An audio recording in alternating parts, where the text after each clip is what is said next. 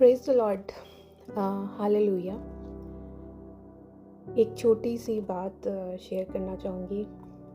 James chapter 4 उसकी verse 13 में कुछ बड़ी इम्पोर्टेंट बात लिखी है जो कि हम अक्सर नज़रअंदाज कर देते हैं।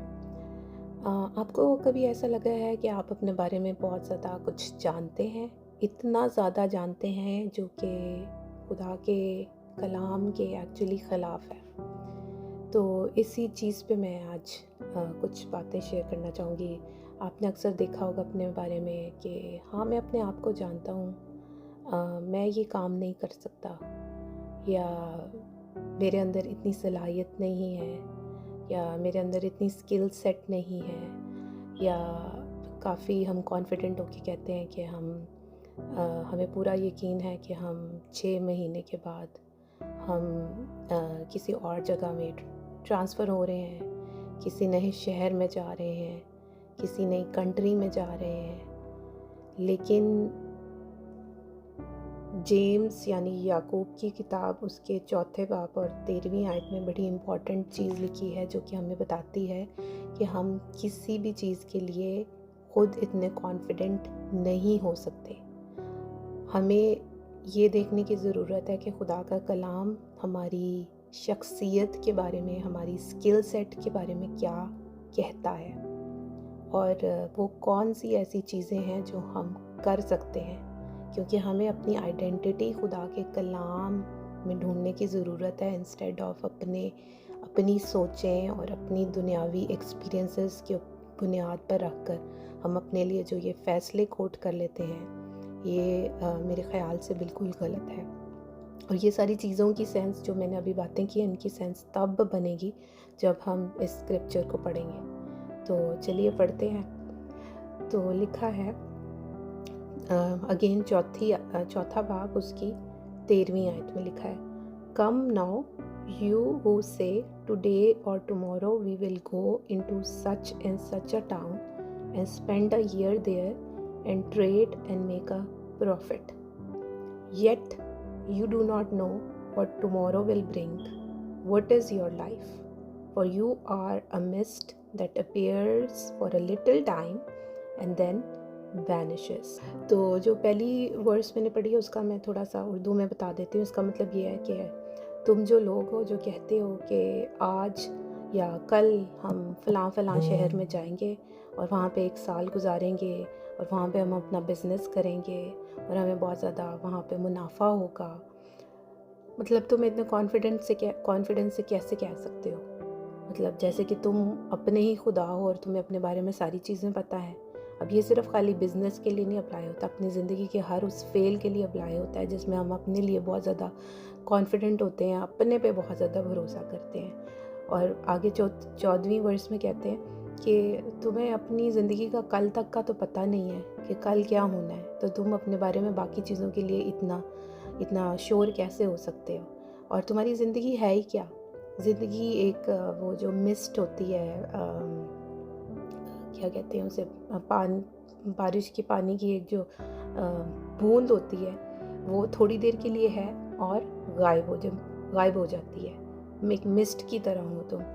और फिर आगे 15वीं आयत में कहते हैं कि instead you ought to say if the Lord's will we will live and do this और दैट। यानी कि तुम्हें इन सारी चीज़ों के अलावा ये कहना चाहिए कि अगर खुदा की मर्ज़ी हुई तो हम ज़िंदा रहेंगे और हम ये करेंगे और हम वो करेंगे।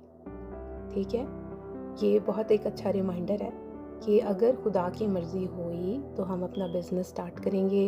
अगर खुदा की मर्ज़ी हुई तो हम अपने गीत जो उनसे हैं, वो ज़बूर हैं, वो खुदावन की परस्तिश के लिए गाएंगे।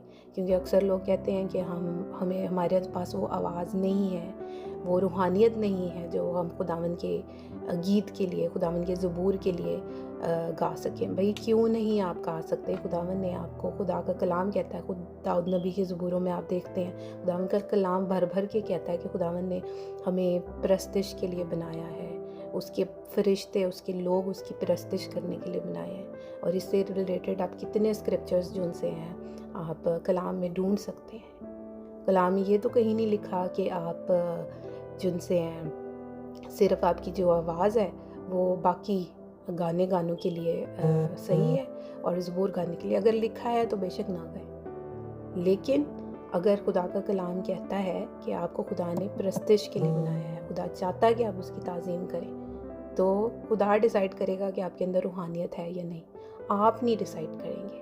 और फिर आप अच्छा अगली वर्स में लिखा है 16वीं आयत में, as it is you boast in your arrogance all such boasting is evil.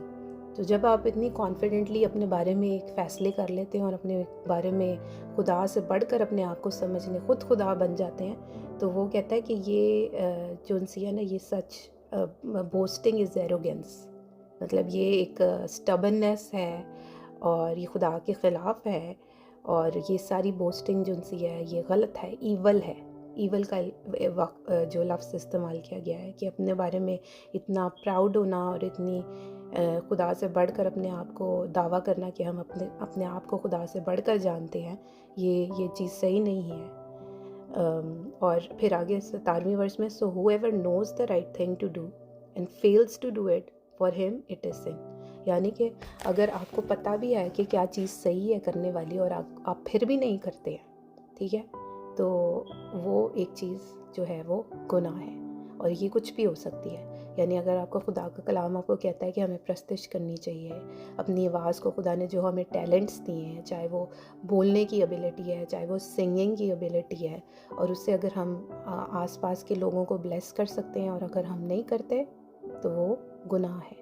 खुदा ने जो भी हमारे एबिलिटीज़ दी हैं, जो भी टैलेंट्स दिए हैं, और वो कुछ भी हो सकता है, चाहे काउंसलिंग है, चाहे टीचिंग है, चाहे बच्चों की देखभाल है, या आपको कोई स्किल खुदा ने आपको दी है और आपको पता है कि उससे खुदावन को हम खुदा के नाम को जलाल दे सकते हैं, और अगर हम फिर भी नहीं देते तो ये गुनाह की मानद है। तो मेरी सबके लिए दुआ है कि खुदावन इस वर्स के थ्रू, खुदावन इस कलाम के थ्रू आपसे कलाम करे, आपसे बात करे, आपको बताए ये चीज़ें कि हमें अपने ऊपर इत्बार करने से ज़्यादा खुदावंद का कलाम हमारे बारे में क्या कहता है उसके ऊपर भरोसा करने की ज़रूरत है और उसके ऊपर एक्ट करने की ज़रूरत है।